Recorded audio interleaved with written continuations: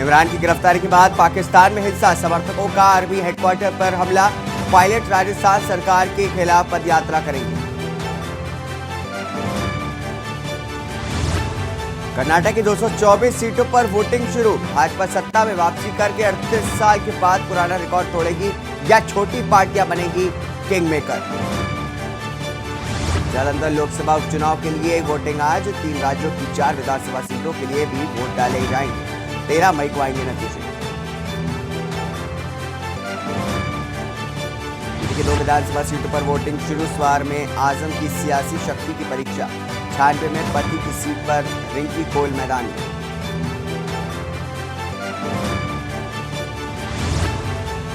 आज रवाना होंगी पोलिंग पार्टियां, कल 38 जिलों में 370 नगरीय निकायों में होगा मतदान, 13 मई को आएंगे चुनाव के नतीजे।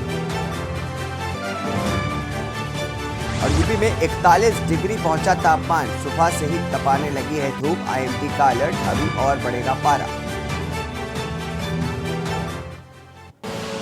आप देख रहे हैं के न्यूज, खबरों का सारथी। नमस्कार, स्वागत है आपका। आप देख रहे हैं के न्यूज, मैं हूं आपके साथ हारिस। कल शाम से थमा है यूपी में चुनाव प्रचार, निकाय चुनाव के दूसरे चरण का 11 मई को मतदान होगा। आपको बता दें कि कल शाम से थम गया है यूपी में चुनावी प्रचार। निकाय चुनाव के दूसरे चरण का 11 मई को मतदान होगा। दूसरे चरण के लिए 11 मई को 38 जिलों में वोटिंग होगी। इसके साथ ही आज सभी जिलों में पोलिंग पार्टियां रवाना की जाएंगी। निष्पक्ष मतदान को लेकर के भारी पुलिस फोर्स तैनात हुआ है। आपको बता रहे हैं 11 मई को सुबह 7 बजे से शाम 6 बजे तक वोटिंग की जाएगी। ये वोटिंग 38 जिलों में 370 नगरीय निकायों के 6,929 पदों के लिए वोटिंग होगी। 1,92,00,000 मतदाता 39,146 प्रत्याशियों का फैसला करेंगे। मेरठ, बरेली, अलीगढ़, कानपुर, चित्रकूट, अयोध्या में चुनाव। इसके साथ ही बस्ती, आजमगढ़ और मिर्जापुर मंडल में मतदान होगा। कानपुर, बांदा और चित्रकूट में आज करेंगे प्रचार। सीएम योगी आज प्रचार करने के लिए पहुंचेंगे। आपको बता दें कि दूसरे चरण के लिए 11 मई को हापुड़, नोएडा में वोटिंग होगी। गाजियाबाद, बागपत, बुलंदशहर, बरेली में मतदान होगा। साथ ही बदायूं, शाहजहांपुर, पीलीभीत, हाथरस में वोटिंग होगी। कासगंज, एटा, अलीगढ़, कानपुर, फर्रुखाबाद में मतदान किए जाएंगे। इटावा, कन्नौज, औरैया, कानपुर देहात में 11 को मतदान हो रहे हैं। आपको बता दें हमीरपुर, चित्रकूट, महोबा, बांदा, अयोध्या में मतदान होगा। सुल्तानपुर, अंबेडकर नगर, बाराबंकी, अमेठी में 11 को मतदान किए जाएंगे। बस्ती, संत कबीर नगर, सिद्धार्थ नगर में 11 मई को मतदान होंगे। साथ ही आजमगढ़, मऊ, बलिया, सोनभद्र और भदोही में भी मतदान होगा। कल शाम से थमा है यूपी में चुनाव प्रचार।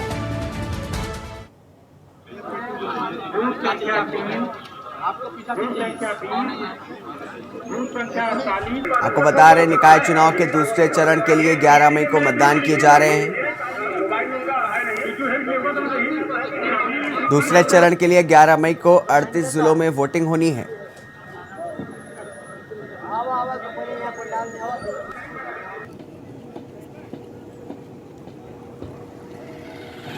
कल शाम से चुनाव प्रचार थम गया है यूपी में। आपको बता दें कि अब आचार संहिता लागू हो गई है। निकाय चुनाव को लेकर के 11 मई को मतदान होगी और 13 मई को इसके रिजल्ट भी आ जाएंगे। दूसरे चरण के लिए 11 मई को 38 जिलों में वोटिंग की जाएगी। कल शाम से ही यूपी में चुनाव प्रचार थम चुका है और सारी पोलिंग पार्टियां जो हैं वो रवाना हो रही हैं। दूसरे चरण के लिए 11 मई को मतदान होने हैं। इसके लिए जो पोलिंग पार्टियां हैं वो रवाना कर दी गई। इन चुनावों के मद्देनज़र प्रशासन की तरफ से तमाम जो मुस्तैदी है वो देखने को मिल रही है। सारे इंतज़ाम किए जा रहे हैं। कल सुबह 7 बजे से लेकर के शाम 6 बजे तक मतदान किए जाएंगे।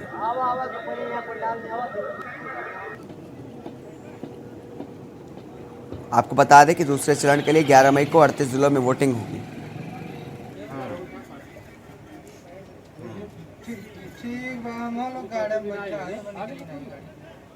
इटावा से हमारे संवाददाता प्रमोद और बरेली से हमारे संवाददाता दीपक हमारे साथ इस पर बात करने के लिए हमारे साथ जुड़े हैं।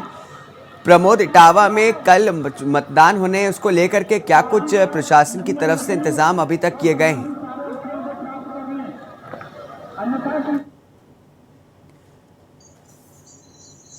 प्रमोद, मैं आपसे जानना चाहूंगा कि जिस तरीके से अभी इटावा में कल चुनाव होने हैं, मतदान होने हैं, उसको लेकर के क्या कुछ इंतजाम किए गए प्रशासन की तरफ से?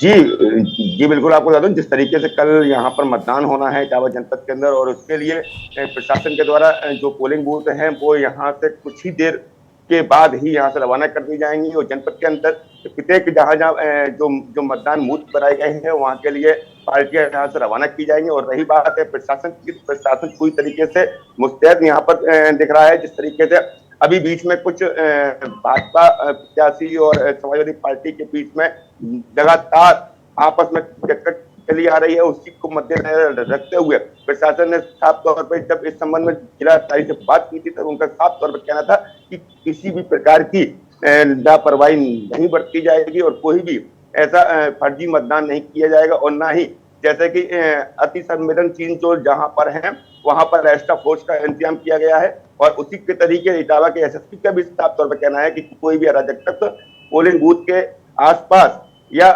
जो मतदान स्थल जो बनाया जाएगा वहां पर कोई भी अराजक तत्व दिखाई नहीं देगा। जी, इस बार जैसे कि कहा जा रहा है कि जो है पुलिस प्रशासन इस बार सकुशल पूर्वक ये चुनाव मतदान करवाएगा। दीपक, मैं आपसे जानना चाहूंगा कि बरेली में क्या कुछ इंतजाम किए गए हैं पुलिस प्रशासन की तरफ से, जैसे कि कल मतदान होने हैं?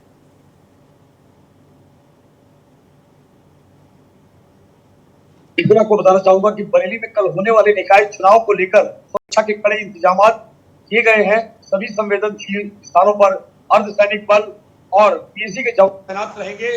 वहीं पुलिसकर्मियों को बॉडी वार्न कैमरे भी दिए गए हैं जिनसे लाइव स्थिति देखी जा सके। बरेली शहर में चारों नगर पालिका 15 नगर पंचायतों में सुरक्षा की दृष्टि से 5500 जवान ड्यूटी पर मौजूद रहेंगे। जी प्रमोद, मैं आपसे जानना चाहूंगा कि जिस तरीके से कहा जा रहा है कि प्रशासन की तरफ से तमाम इंतजाम किए गए हैं, तो जो है अभी जैसे देख रहे हैं कि यूपी में भीषण गर्मी पड़ रही है, तो इटावा में क्या कुछ इंतजाम किए गए उसके मद्देनजर? जैसे कि पोलिंग पार्टियां आप बता रहे कि रवाना हो चुकी हैं, उनके लिए क्या कुछ इंतजाम है? बिजली और पानी की क्या क्या व्यवस्था की गई है? जैसे कि जो सवाल आपने किया है उसको देखते हुए इटावा के जिलाधिकारी से आज से 2 दिन पहले ही इस संबंध में बात की गई थी। जिस तरीके से भीषण गर्मी का प्रकोप यहाँ पर इटावा में जारी हो चुका है, उसी को मद्देनजर रखते हुए पोलिंग बूथों पर हर एक जो पोलिंग बूथ है वहां पर जनरेटर की व्यवस्था की गई है, और पानी के जो मटके हैं, जो मिल्टन है, उसको भी रखवाया जाएगा। और जिस तरीके से जहाँ पर इलाज की अगर कोई बात आती है, अगर बाई चांस किसी पोलिंग बूथ के कर्मचारी को कोई गर्मी का से आहत होता है तो उसके लिए भी इलाज की जो वहाँ पर व्यवस्था है वो भी सुचारू रूप से स्टार्ट कर दी जाएगी। और जिस तरीके से इटावा के प्रशासन की अगर बात की जाए तो गर्मी हो या वो सर्दी हो, पर पूरी तरीके से निकाय चुनाव को सफल बनाने का पूरी उनका वो बनाए हुए हैं, मूड बनाए हुए हैं। जिस तरीके से इटावा का प्रशासन में हमेशा हर 5 वर्ष के बाद जो निकाय चुनाव होते हैं आए हैं, कहीं ना कहीं थोड़ी बहुत मिस्टेक होती नजर आई थी।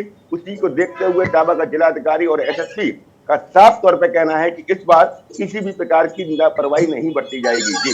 जी प्रमोद, जैसा कि आपने बताया कि दोनों जो पुलिस प्रशासन है उसकी तरफ से तमाम दावे किए जा रहे हैं। इस बीच हम रुकेंगे, आप दोनों के साथ अभी बने रहेंगे और रुकेंगे एक छोटे से ब्रेक के लिए। ब्रेक के बाद जल्द हाजिर होंगे इसी खबर पर फिर से बात करने के लिए। आप देख रहे हैं के न्यूज, खबरों का सारथी। ब्रेक के बाद स्वागत है आपका। आपको बता दें कि कल जो है निकाय चुनाव के दूसरे चरण के लिए मतदान किए जा रहे हैं। इसको लेकर के क्या कुछ तैयारी की गई है पुलिस प्रशासन की तरफ से, इस पर हमसे बात करने के लिए बरेली से और इटावा से हमारे संवाददाता हमारे साथ जुड़े हैं। आपसे पूछना चाहूँगा दीपक कि किस तरीके से पुलिस प्रशासन ने गर्मी को देखते हुए मद्देनज़र क्या कुछ तैयारी की गई है, और बरेली में किस तरह की क्या कुछ तैयारी है?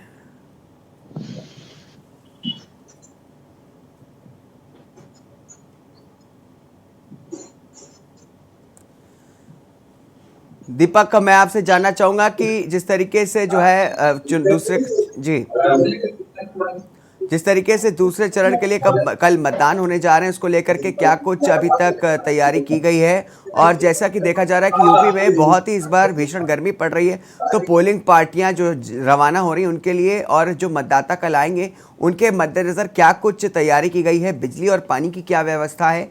क्या कुछ जानकारी है?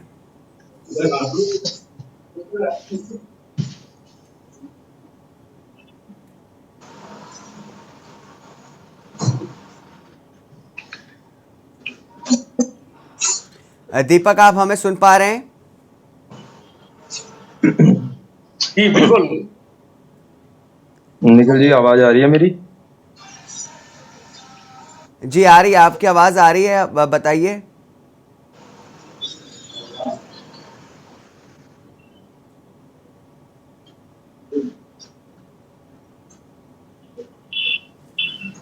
दीपक आपसे जी दीपक आपसे सवाल ये है कि जिस तरीके से देखा जा रहा है कि कल मतदान हो रहे हैं और यूपी में इस समय भीषण गर्मी पड़ रही है, तो बिजली और पानी की व्यवस्था को लेकर के क्या कुछ इंतजाम किए गए हैं यूपी में? जैसे कि कल पोलिंग पार्टियां और जो मतदाता हैं वो कल आएंगे, उनके लिए क्या कुछ इंतजाम किए गए हैं? जैसा कि मौसम विभाग ने जानकारी दी है, कल टेम्परेचर जो है all over UP 38 degree Celsius रहना है। गर्मी काफी पड़ेगी, वोटरों को भी परेशानी होगी और जो मतदान कराने के लिए जो कर्मचारी लगाए गए हैं उनको भी दिक्कतों का सामना काफी करना पड़ सकता है। लेकिन जिला प्रशासन की ओर से इस तरह के काफी इंतजाम किए गए हैं। वाटर कूलर वगैरह सभी मतदान केंद्रों पर रखवाए गए हैं, जिससे कि आने जाने वाले मतदाताओं को और कर्मचारियों को इस परेशानी से रूबरू नहीं होना पड़ेगा। जी दीपक, आपसे जानना चाहूंगा कि इस बार देखा जा रहा है कि जो महिलाएं जो वोटर हैं वो भी इस बार चुनाव में अहम भूमिका निभाते हुए नजर आ रही हैं, तो और जैसे कि उनके लिए पिंक बूथ की व्यवस्था की जाती है, क्या कुछ पिंक बूथ को लेकर के जानकारी है? महिलाओं वोटरों को घर से लेकर के मतदान केंद्र पर लाने की क्या कुछ इंतजाम किए गए हैं? जिला प्रशासन की ओर से इस तरह के पिंक बूथों का निर्माण किया गया है। सभी केंद्रों पर एक कॉर्नर जो बनाया गया है वो पिंक बूथ बनाया गया है, जिसमें महिलाएं जो हैं उनको ये कहा गया है कि आप आइए इस पिंक बूथ पर अपना वोट डालिए और उनको घर से लाने ले जाने तक की सुविधा का इंतजाम किया गया है, जो कि बहुत सराहनीय कदम है जिला प्रशासन का। और महिलाएं आकर अपना जो है वोट डाल सकती है।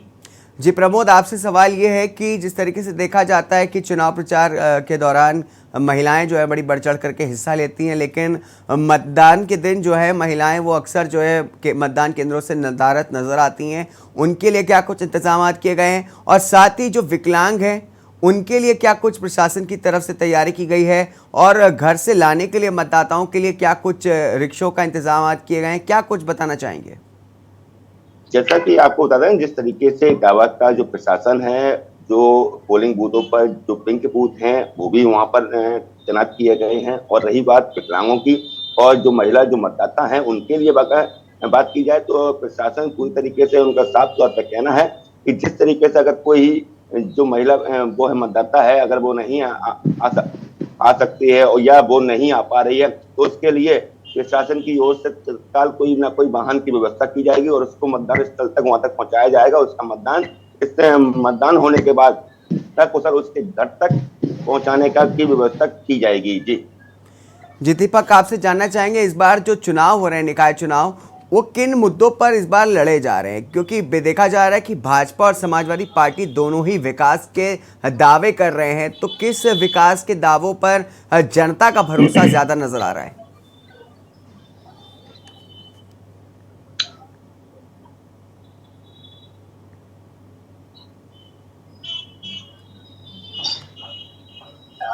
हेलो जी दीपक, आप हमें सुन पा रहे हैं? दीपक, अपने आप को अनम्यूट करें। और मेरा आपसे सवाल ये है कि इस बार जो है विकास के मुद्दों पर चुनाव लड़े जा रहे हैं, दोनों ही जो पार्टियां हैं सपा और भाजपा, वो विकास के दावे कर रही है, तो किसके विकास पर जनता का ज्यादा भरोसा नजर आ रहा है?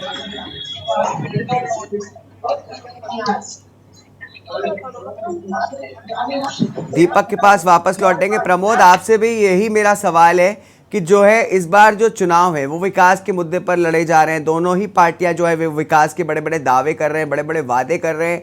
तो इस बार जनता का किस पार्टी के विकास पर ज्यादा भरोसा नजर आ रहा है?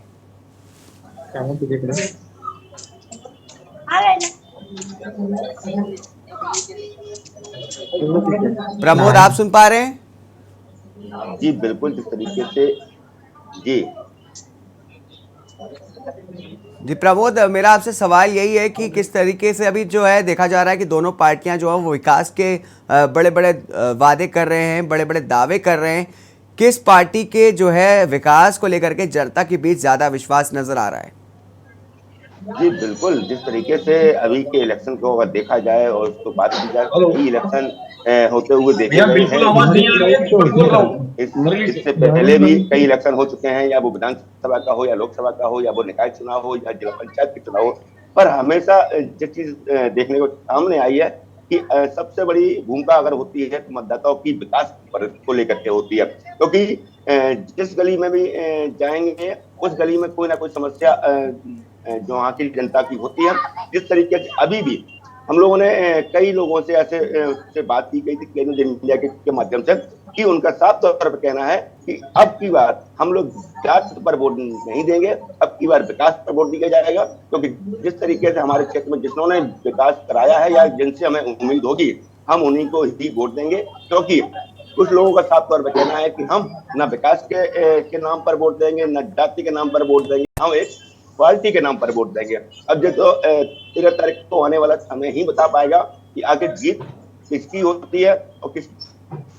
जी प्रमोद, आपके पास वापस आएंगे। इस बीच फर्रुखाबाद से हमारे संवाददाता सतीश हमारे साथ जुड़े हैं। सतीश, कल जिस तरीके से जो मतदान होने दूसरे चरण को लेकर के उसको लेकर के क्या कुछ इंतजाम किए गए हैं पुलिस प्रशासन की तरफ से?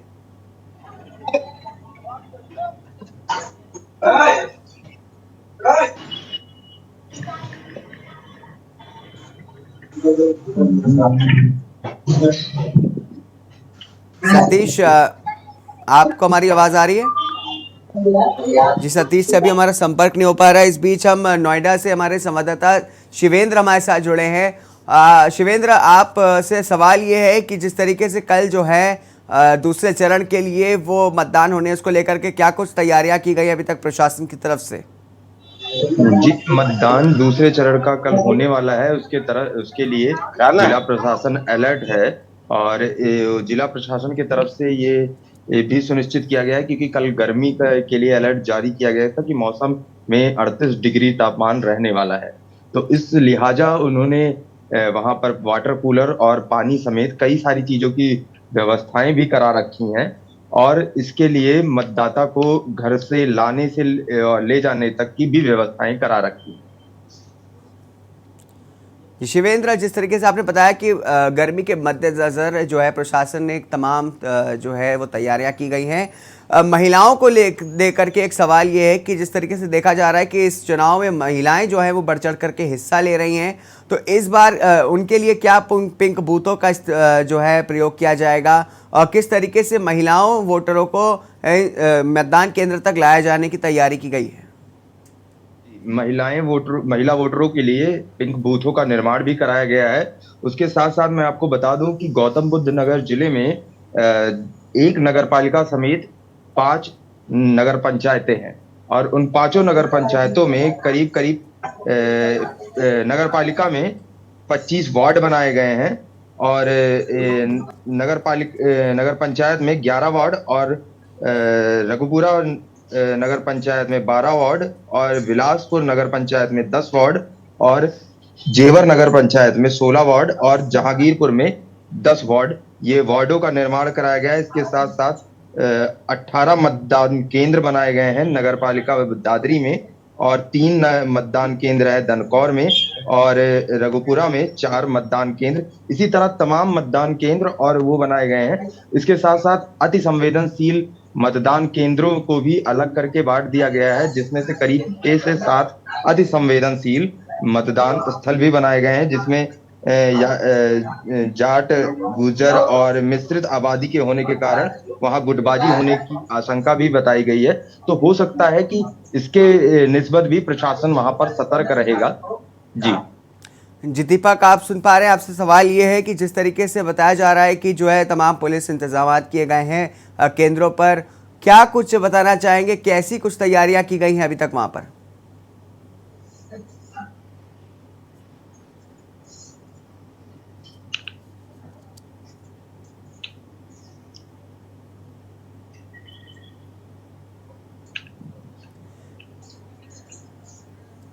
लग रहा है हमारा संपर्क जो है अभी संपर्क नहीं हो रहा है। रुकेंगे एक छोटे से ब्रेक के लिए, ब्रेक के बाद जल्द हाजिर होंगे और इसी पर बात करने के लिए हमारे साथ फिर से हमारे संवाददाता जुड़ेंगे।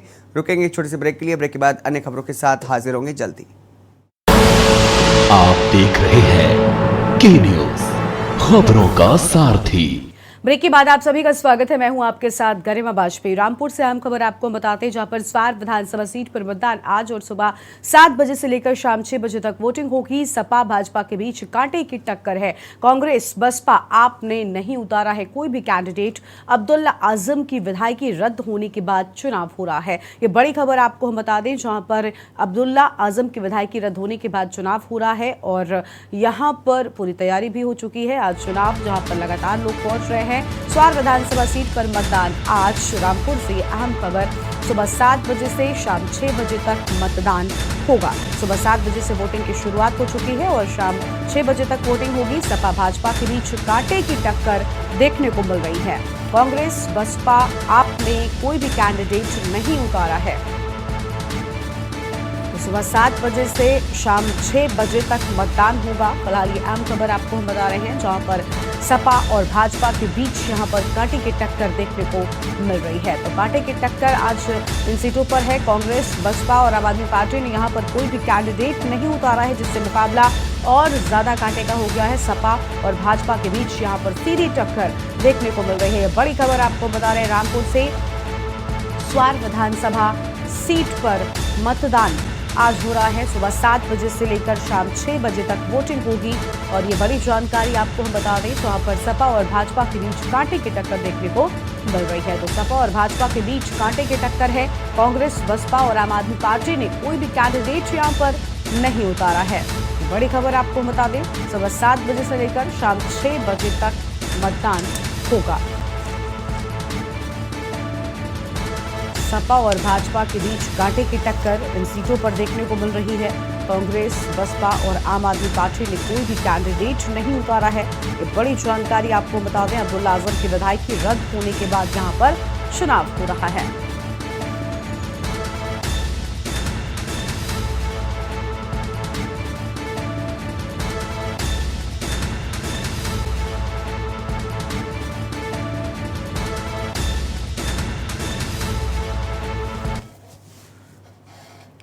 और कल शाम से ही यूपी में निकाय चुनाव को लेकर प्रचार प्रसार थम चुका है। दूसरे चरण का 11 मई को मतदान होगा। दूसरे चरण के लिए 11 मई को 38 जिलों में वोटिंग होगी और आज सभी जिलों में पोलिंग पार्टियां रवाना की जाएंगी। फिलहाल ये बड़ी जानकारी आपको बता दें, जहां पर सभी जिलों में पोलिंग पार्टियों को रवाना किया जाएगा और निष्पक्ष मतदान को लेकर भारी पुलिस फोर्स भी तैनात कर दी गई है। तो निष्पक्ष मतदान को लेकर भारी पुलिस फोर्स की तैनाती भी कर दी गई है। ये बड़ी जानकारी आपको हम बता रहे हैं। और 11 मई को सुबह 7 बजे से लेकर शाम 6 बजे तक मतदान होगा। तो फिलहाल ये अहम जानकारी आपको हम बता दें। और 38 जिलों में 370 नगरीय निकायों के 6,929 पदों के लिए वोटिंग होगी। ये बड़ी खबर आपको हम बता दें। और 1.92 करोड़ मतदाता हैं। वहीं 39,146 प्रत्याशियों का फैसला करेंगे। मेरठ, बरेली, अलीगढ़, कानपुर, चित्रकूट, अयोध्या में होगा चुनाव। बस्ती, आजमगढ़, मिर्जापुर मंडल में होगा मतदान। कानपुर, बांदा और चित्रकूट में आज प्रचार करेंगे सीएम। वहीं दूसरे चरण के लिए 11 मई को हापुड़ और नोएडा में वोटिंग होगी। गाजियाबाद, बागपत, बुलंदशहर, बरेली में मतदान होगा। बदायूं, शाहजहांपुर, पीलीभीत, हाथरस में भी वोटिंग होगी। कासगंज, एटा, अलीगढ़, कानपुर, फर्रुखाबाद में भी मतदान होगा। इटावा, कन्नौज, इन सभी जगहों पर होगी वोटिंग।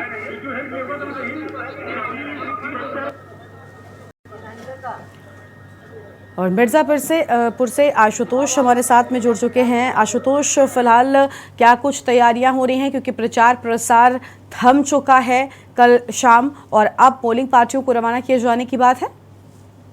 जी, हम आपको बता दें कि नगर निकाय चुनाव को लेकर कल शाम को 5 बजे तक 50 मिनट थम गया था। आज पोलिंग पार्टियां रवाना की जाएंगी और उसकी जो है पूरी तरीके से जिले में निकाय चुनाव को लेकर तैयारी की गई है। यहाँ पे 3 नगर पालिका परिषद, 1 पंचायत का चुनाव होना है। नगर पालिका परिषद मिर्जापुर, चुनार, बिल्कुल आशुतोष की आवाज़ हम तक ठीक से नहीं पहुंच पा रही है। अन्य जगहों से भी हमारे साथ हमारे संवाददाता जुड़ चुके हैं और हमारे साथ में आपको बता दें कि शिवेंद्र भी जुड़े हुए हैं, नोएडा से हमारे संवाददाता हैं। शिवेंद्र, फिलहाल क्या जानकारी है आपके पास, क्योंकि बताया जा रहा है कि अब पोलिंग पार्टियों को रवाना किया जाएगा? जी, तमाम पोलिंग पार्टियों को रवाना किया जा चुका है और उसके बाद जिला प्रशासन भी मुस्तैदी से चुनाव कराने के उसमें लग चुका है। उसमें उसने पिंक बूथ का भी निर्माण करा दिया है और इसके साथ ही मतदाताओं को सुविधा हो आने जाने में, इसका भी ख्याल जिला प्रशासन रख रहा है। इसके साथ साथ जिला प्रशासन के द्वारा कुछ अहम चीजें और भी की जा रही हैं, जैसे सुरक्षा की व्यवस्था है। अति संवेदनशील पोलिंग बूथ पे वो सुरक्षा ज्यादा मुहैया करा रहा है और भी तमाम चीजें जिला प्रशासन द्वारा की जा रही हैं। बिल्कुल, कल शाम से चुनाव प्रचार भी थम गया है। क्या प्रत्याशी घर घर जाकर लोगों से वोट मांग रहे हैं, क्योंकि भीड़ इकट्ठा नहीं कर सकते, लेकिन प्रत्याशियों का बताया जाता है कि ऐसे वक्त में घर घर जाकर वोट मांगने की जो प्रक्रिया होती है वो शुरू हो जाती है? जी, प्रत्याशी अभी अपना भरसक प्रयास कर रहे हैं लोगों को अंतिम दौर में किस तरीके से रिझा पाएं और उसी रिझाने के सिलसिले में वो डोर टू डोर थोड़ा बहुत भीड़ के साथ कैंपेन कर रहे हैं, क्योंकि अब उस तरीके की भारी संख्या में लोगों को लेकर नहीं जाया जा सकता। तो वो एक एक करके जो जितने भी घर हो सक रहे हैं आखिरी दिनों में कवर करने की कोशिश कर रहे हैं।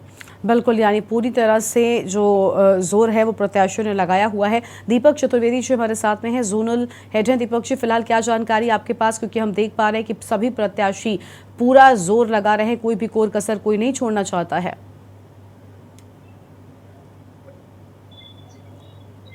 दीपक, आवाज पहुंच रही है आप तक? अनम्यूट करें, उसके बाद अपनी बात पूरी करें।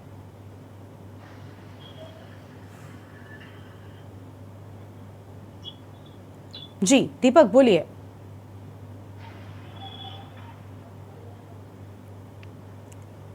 दीपक, पहले अनम्यूट करें, उसके बाद अपनी बात पूरी करें, आपकी आवाज नहीं आ रही है।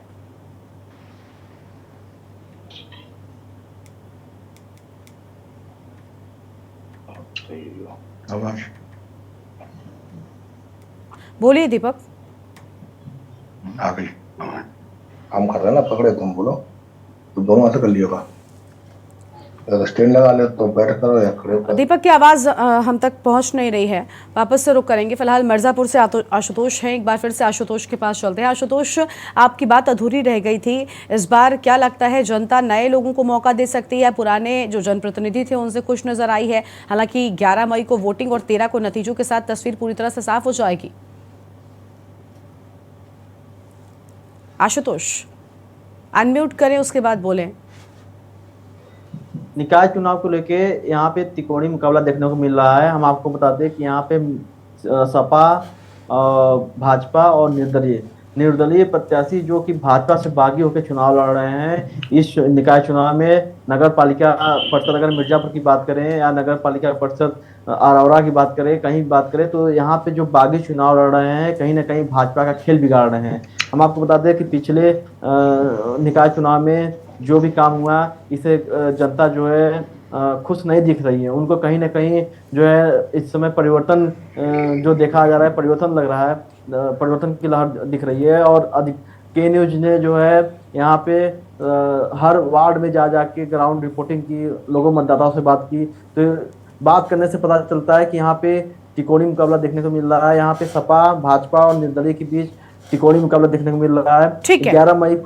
11 मई को विकास के मुद्दे और भ्रष्टाचार के मुद्दे पे मतदाता वोट करेंगे और 13 मई को रिजल्ट आएंगे। 11 मई को मतदाता वोट डालने के लिए उत्सुक हैं। जी बिल्कुल, फर्रुखाबाद से हमारे साथ में सतीश जुड़े हुए। सतीश का रुख करते। सतीश, फर्रुखाबाद में क्या कुछ तस्वीर नजर आ रही है? एक तरफ कल चुनाव प्रचार भी थम चुका है, अब क्या पोलिंग पार्टियों को रवाना किए जाने की तैयारी पूरी हो चुकी है?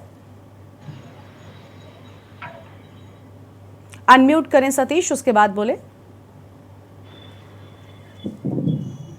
हाँ मैडम, कायमगंज से पोलिंग पार्टियां रवाना की जा रही हैं आदर्श इंटर कॉलेज से, और कायमगंज में 16 मतदान केंद्र, 36 बूथ बनाए गए हैं, जिसमें से 8 संवेदनशील, 3 संवेदनशील, 5 सामान्य मतदान केंद्र हैं।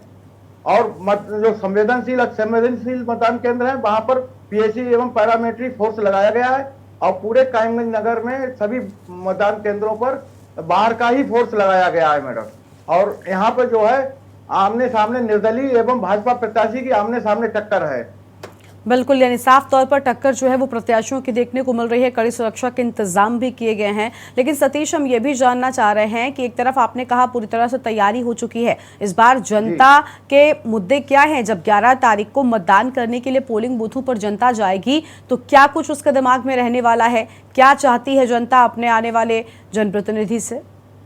जनता बस विकास के मुद्दे लेकर चल रही है, और दूसरा जो नगर पालिका में भ्रष्टाचार नहीं होना चाहिए, भ्रष्टाचार मुक्त नगर पालिका चाह रही है, और विकास के मुद्दों पर वो अपना मतदान करेगी। मैं ठीक है, यानी विकास का मुद्दा सबसे ऊपर है। बहुत शुक्रिया आप सबका हमारे साथ जुड़ने के लिए और अधिक जानकारी हमारे दर्शकों के साथ साझा करने के लिए। तो देखिए, कड़ी सुरक्षा का भी इंतजाम कर दिया गया है और अलग अलग जगहों से हमारे साथ हमारे संवाददाता थे जिन्होंने पूरी जानकारी आप तक पहुंचाई है।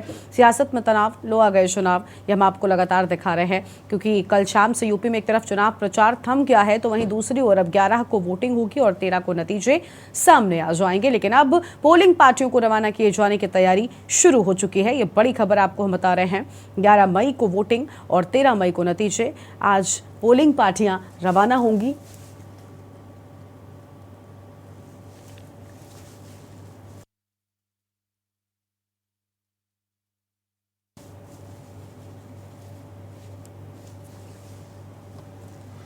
सियासत में तनाव नजर आ रहा है। इस बार जनता किसे मौका देती है?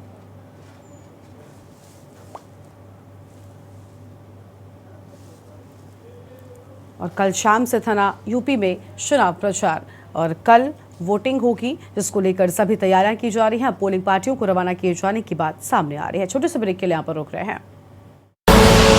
आप देख रहे हैं के न्यूज, खबरों का सारथी। ब्रेक के बाद आप सभी का स्वागत है। और कर्नाटक का रण, जहां पर आपको बता दें कि आज कर्नाटक में भी वोटिंग हो रही है। ये बड़ी खबर, कर्नाटक के सभी 224 सीटों के लिए मतदान। ये बड़ी जानकारी आपको बता दें। कर्नाटक में आज किंग कौन, इसको लेकर वोटिंग। कर्नाटक राज्य में कुल 5.21 करोड़ मतदाता हैं और जो अब फैसला करेंगे प्रत्याशियों का कर्नाटक के सभी 224 सीटों के लिए मतदान। ये बड़ी खबर आपको बता रहे हैं। कर्नाटक विधानसभा के लिए वोटिंग जारी है। तो इस वक्त ये बड़ी खबर आपको बता दें, जहां पर वोटिंग जारी है।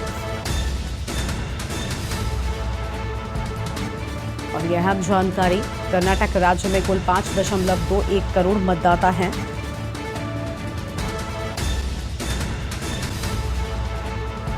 और कर्नाटक के सभी 224 सीटों पर वोटिंग जारी। कर्नाटक विधानसभा के लिए वोटिंग जारी। इस वक्त ये बड़ी खबर आपको हम बता रहे हैं, जहां कर्नाटक के सभी 224 सीटों के लिए मतदान। और यह अहम जानकारी आपको हम बता दें, कर्नाटक में वोटर्स किसकी नैया लगाएंगे पार, नतीजे 13 को सामने आ जाएंगे। फिलहाल आज सभी 224 सीटों के लिए वोटिंग कर्नाटक में जारी है। कर्नाटक विधानसभा के लिए वोटिंग हो रही है। इस वक्त ये बड़ी खबर आपको बता रहे हैं। कर्नाटक विधानसभा के लिए वोटिंग जारी और कर्नाटक के सभी 224 सीटों के लिए मतदान। लेकिन किस पर जनता विश्वास दिखाती है, ये देखना होगा। और सीधी टक्कर यहां पर कांग्रेस, भाजपा और जेडीएस के बीच देखने को मिल रही है। कर्नाटक विधानसभा के लिए वोटिंग जारी है। ये बड़ी खबर आपको हम बता दें, जहां पर कर्नाटक में वोटिंग जारी, सभी 224 सीटों के लिए मतदान शुरू हो गया है। सुबह 7 बजे से वोटिंग की शुरुआत। कर्नाटक राज्य में कुल 5 करोड़ 21 लाख मतदाता फैसला करेंगे इन प्रत्याशियों का। सभी 224 सीटों पर कर्नाटक में वोटिंग जारी है। तो ये अहम खबर आपको हम बता दें, जहां पर सभी सीटों पर मतदान शुरू हो गया है।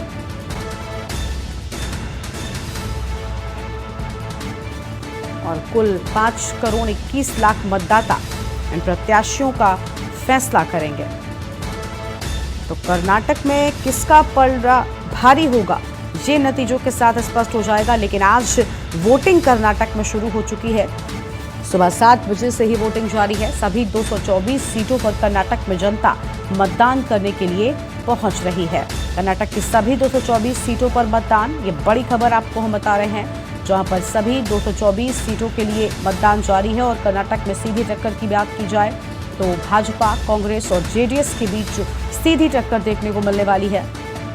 मुख्य मुकाबला इन पार्टियों के बीच होगा। सभी 224 सीटों पर मतदान शुरू हो चुका है और 224 सीटों के लिए 2615 प्रत्याशी चुनावी मैदान में हैं। कर्नाटक चुनाव के लिए वोटिंग शुरू। इस वक्त की बड़ी खबर आपको हम बता दें, जहां पर वोटिंग की शुरुआत हो गई है और सभी 224 सीटों पर मतदान हो रहा है। 2615 प्रत्याशी 224 सीटों पर चुनावी मैदान में अपनी किस्मत आजमा रहे हैं। कर्नाटक चुनाव के लिए वोटिंग की शुरुआत हो चुकी है। कर्नाटक की सभी 224 सीटों पर मतदान शुरू हो गया है और 2615 प्रत्याशी इस बार चुनावी मैदान में अपनी किस्मत आजमाते हुए नजर आ रहे हैं। तो ये बड़ी जानकारी आपको बता दें, कर्नाटक में भी आज वोटिंग हो रही है और कर्नाटक के नतीजे भी 13 मई को सामने आ जाएंगे। कर्नाटक विधानसभा चुनाव के नतीजे 13 मई को आएंगे। आज मतदान शुरू हो चुका है। सुबह 7 बजे के साथ ही वोटिंग की शुरुआत हुई और 2615 प्रत्याशी इस बार इन 224 सीटों पर अपनी किस्मत आजमाते हुए नजर आ रहे हैं। कर्नाटक में मुख्य मुकाबला बीजेपी और कांग्रेस, जेडीएस के बीच नजर आता है। तो कर्नाटक में 224 सीटों पर वोटिंग की शुरुआत हो चुकी है।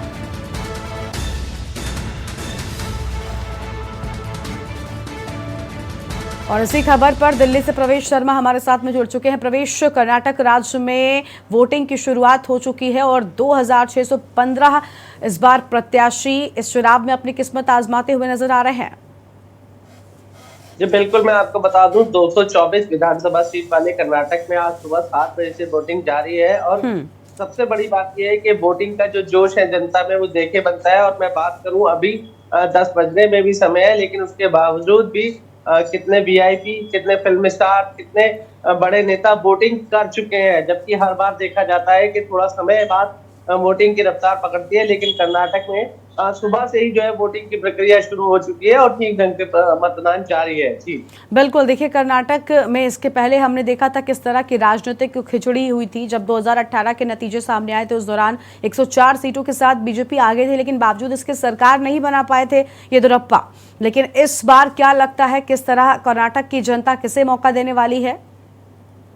जी देखिए, बात करें तो तीनों पार्टी, जितने 3-4 पार्टी जो मुख्य रूप से जो है कर्नाटक में चुनावी जंग लड़ रही है, लेकिन उसमें सबसे बड़ी बात बता दूं, चाहे बीजेपी हो चाहे कांग्रेस हो, दोनों पार्टी आमने सामने अपने आप को कर रही है। और प्रधानमंत्री मोदी ने विशेष तौर पर कर्नाटक में कई रैलियां की है और कर्नाटक जीतने का उन्होंने जो अनुभव बताया है, जो उनका साझा किया है, उनका कहना है कि कर्नाटक अगर वो जीतते हैं तो नंबर 1 बनाएंगे। वहीं कांग्रेस ने भी कई घोषणाएं की थी, लेकिन बजरंग दल पर बैन लगाने को लेकर कांग्रेस पे काफी किरकिरी सुनाई दी है। लेकिन हैरान करने वाली बात है कि जो वोटिंग शेयर है जिसकी मैं बात कर रहा हूँ वो बहुत अच्छा चल रहा है और इस बार कर्नाटक में काफी वोटिंग को लेकर जनता में जोश दिखाई दे रहा है। बिल्कुल बिल्कुल, देखिए एक तरफ प्रवेश भारतीय जनता पार्टी चाहती है कि वो दक्षिण के द्वार कर्नाटक में जीत हासिल करे ताकि आगे आने वाले प्रदेशों में जो चुनाव है वहां का रास्ता उसके लिए साफ हो सके। वहीं कांग्रेस पार्टी अपने आप को मजबूत करने के लिए इस प्रदेश में चुनाव जीतने की पूरी कवायद कर रही है। यानी मुकाबला जो है वो मुख्य तौर पर कांग्रेस और बीजेपी के बीच ही कर्नाटक में भी नजर आ रहा है। जी जी जी, इसमें कोई दोहराई नहीं है। और मैं आपको बता दूं कि बीजेपी जो है कर्नाटक में अपना दरवाजा इसलिए खोलना चाहती है क्योंकि वो जानती है कर्नाटक एक ऐसा क्षेत्र है, ऐसी विधानसभा है जहां से अगर दरवाजा खुल जाता है तो फिर लगभग बात करें प्रदेश में यूपी और कर्नाटक 2 राज्य ऐसे हैं, अगर कोई भी सत्ता उनको जीत लेती है तो प्रधानमंत्री का रास्ता थोड़ा सा साफ हो जाता है। और वो लोग हमेशा इन पे नजर बनाए रखते हैं और वो चाहते हैं कि यहाँ पर उनकी जो है सत्ता काबिज हो। कांग्रेस लगातार कोशिश कर रही है कि वो कर्नाटक में अच्छी भागदौड़ करे और अच्छे उससे बैकअप ले, लेकिन वही प्रधानमंत्री मोदी ने जिस तरीके से रोड शो किए है, सिर्फ उनकी बातें करें तो जो कवायद की है उसको लेकर देखना होगा कि जनता आज किस किस पक्ष में वोट डालती है। और बिल्कुल 13 मई को रिजल्ट सामने बिल्कुल होंगे। 13 मई को प्रवेश तस्वीर पूरी तरह से साफ हो जाएगी कि आखिर जनता ने विश्वास किस पर दिखाया है। लेकिन प्रवेश अगर बात करें कर्नाटक की, तो आमतौर पर हम देखते हैं कि जब भी चुनाव होता है तो धार्मिक रंग उसमें डालने की कोशिश की जाती है। ऐसा उत्तर प्रदेश में ज्यादा देखने को मिलता है। लेकिन कर्नाटक के चुनाव की भी बात करें तो इस कार्यकाल में हिजाब का मुद्दा भी खूब उठा था, और अभी बजरंग दल का मुद्दा भी हमने देखा किस तरह से कांग्रेस ने अपने घोषणा पत्र में जब कहा, उसके बाद से राजनीति ने तूल पकड़ लिया। लेकिन बजरंग बली नैया किसकी पार लगाने वाले हैं इस बार? जी बिल्कुल, मैं आपको बता दूं कि इस कर्नाटक चुनाव में इस बार जो है बजरंग बली विशेष तौर पर मुख्य रहे हैं। और बात करें बीजेपी ने तो बजरंग दल को बैन करने वाले जो मुद्दे को कर्नाटक में कांग्रेस ने प्रमुखता के साथ उठाया है, उसको बैन करने के लिए उठाया है, तो उसको लेकर अच्छे खासा उन्होंने विरोध किया। और उन्होंने बजरंग बली को लेकर साफ साफ एक बात बोली थी कि बजरंग दल को बैन करना मतलब बजरंग बली के कार्यकर्ताओं को रोकना, उनको कार्य करने से रोकना, जिसको लेकर एक धार्मिक रंग दिया गया है, पूरा रंग रूप दिया गया है। और बजरंग दल बैन करने को लेकर बीजेपी ने उसको अच्छा खासा मुझे लगता है कि हर रैली में प्रधानमंत्री मोदी ने खुद बजरंग बली की जय से शुरुआत की और बार बार बजरंग बली के नाम से नारे लगाए और एक धार्मिक रूप देने की कोशिश की। लेकिन बात फिर वहीं पर आती है कि जनता आज जोश के साथ वोट दे रही है और देखना होगा 13 मई को जनता किस तरफ है, वो साफ साफ आपके सामने रिजल्ट होंगे। जी बिल्कुल, बहुत शुक्रिया प्रवेश आपका अधिक जानकारी हमारे दर्शकों के साथ साझा करने के लिए। तो देखिए, कर्नाटक के सभी 224 सीटों के लिए मतदान जारी है और बीजेपी ने सभी 224 सीटों पर अपने प्रत्याशी उतारे हैं, तो वहीं कांग्रेस के प्रत्याशी 223 सीटों पर उतारे गए हैं। और कर्नाटक राज्य में वोटिंग शुरू हो चुकी है और 13 मई को यह साफ हो जाएगा कि आखिर कर्नाटक का किंग कौन होगा। ये बड़ी खबर आपको हम बता रहे हैं। कर्नाटक विधानसभा के लिए वोटिंग की शुरुआत हो चुकी है। सुबह 7 बजे के साथ ही जनता ने वोट डालना शुरू कर दिया है और आज वोटिंग, जिसके बाद 13 मई को नतीजों के साथ तस्वीर पूरी तरह से साफ हो जाएगी। लेकिन इस बार बजरंग बली कर्नाटक में किसकी नैया पार लगाते हैं देखना होगा। हालांकि सभी पार्टियां, बीजेपी और कांग्रेस दोनों ही चाहते हैं कि दक्षिण का द्वार कर्नाटक को कहा जाता है और अगर एक बार इस द्वार में एंट्री हो गई तो आगे आने वाले रास्ते जो हैं वो आसान हो जाते हैं। यानी आने वाले वक्त में जिन प्रदेशों में चुनाव है कहीं ना कहीं उसका रास्ता क्लियर नजर आएगा। और साथ ही 24 में लोकसभा का भी चुनाव है जिस पर भी इसका बड़ा असर पड़ने वाला है। इस सब को लेकर पूरी जो ताकत है वो यहाँ पर पार्टियों ने लगाई हुई थी। लेकिन अब क्या कुछ होता है आज मतदान के साथ, जिसमें 13 मई को तस्वीर साफ होगी नतीजों के साथ।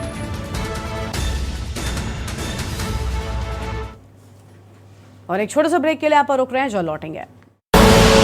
आप देख रहे हैं के न्यूज, खबरों का सारथी। ब्रेक के बाद आप सभी का स्वागत है। खबर है दिल्ली से, जहां पर मणिपुर हिंसा में फंसे छात्रों को लेकर यूपी सरकार संजीदा नजर आ रही है। यूपी के छात्रों को मणिपुर से दिल्ली लाया जा रहा है और अब तक मणिपुर से यूपी के 60 छात्र दिल्ली आए हैं। सभी छात्रों को एयरपोर्ट से यूपी भवन लाया गया। मणिपुर से लौटे छात्रों ने सरकार को धन्यवाद दिया है और दिल्ली से अपने अपने घरों को रवाना होंगे सभी छात्र। ये बड़ी खबर आपको हम बता रहे हैं, जहां पर सभी छात्रों की रवानगी हो जाएगी। सभी छात्रों को एयरपोर्ट से यूपी भवन लाया गया है। इस वक्त ये बड़ी खबर आपको बता दें, अब तक मणिपुर से यूपी के 60 छात्र दिल्ली आए हैं। तो यूपी के 60 बच्चे अब तक दिल्ली लाए गए। सभी छात्रों को एयरपोर्ट से यूपी भवन लाया जाएगा। ये बड़ी खबर आपको हम बता रहे हैं, जहां पर मणिपुर से लौटे छात्रों ने सरकार को धन्यवाद किया है।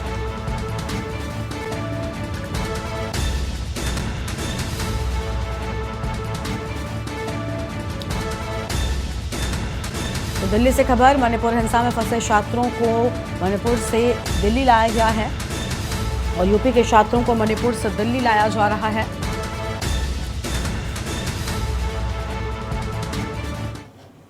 और अगली खबर है दिल्ली से, जहां पर पाकिस्तान के पूर्व पीएम पर जल्द ही फैसला। गिरफ्तारी पर इस्लामाबाद हाईकोर्ट अपना फैसला सुनाएगी। ये बड़ी जानकारी। और इस्लामाबाद हाईकोर्ट ने गिरफ्तारी को सही ठहराया है। इमरान खान के पास कोई भी कानूनी रास्ता नहीं है, पूर्व पीएम की गिरफ्तारी पर रोक नहीं। ये बड़ी खबर आपको हम बता दें, जहां पर गिरफ्तारी पर इस्लामाबाद हाईकोर्ट अपना फैसला सुनाएगी। आपको बता दें कि पूर्व पीएम इमरान खान को कल गिरफ्तार किया गया था। इस्लामाबाद हाईकोर्ट ने गिरफ्तारी को ठीक ठहराया है और कोई रास्ता अब नजर नहीं आ रहा है इमरान खान के पास कानूनी तौर पर। इसके बाद इमरान खान की मुश्किलें बढ़ सकती हैं। गिरफ्तारी पर इस्लामाबाद हाईकोर्ट अपना फैसला सुनाएगी। तो ये बड़ी जानकारी आपको हम बता दें, इस्लामाबाद हाईकोर्ट ने गिरफ्तारी को सही ठहराया है। इस वक्त ये बड़ी खबर सामने आई है, जहां पर इमरान खान के पास कोई भी कानूनी रास्ता नहीं है।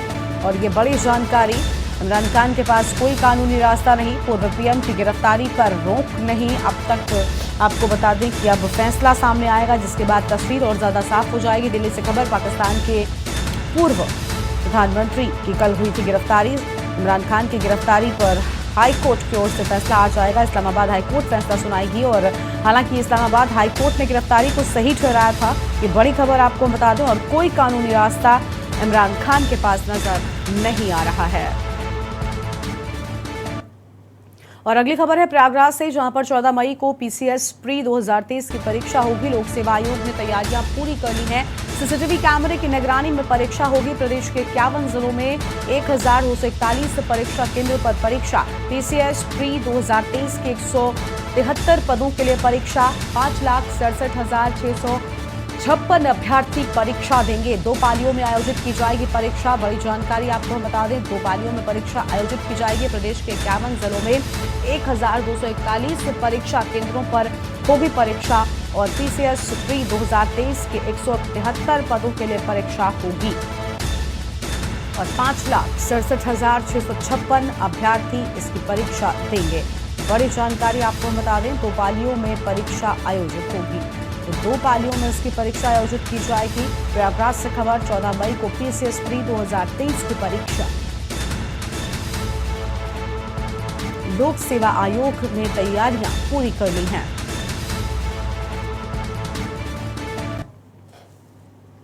और इस बुलेटिन में फिलहाल इतना ही। आप देखते रहिए के न्यूज इंडिया। नमस्कार। आप देख रहे हैं के न्यूज, खबरों का सारथी।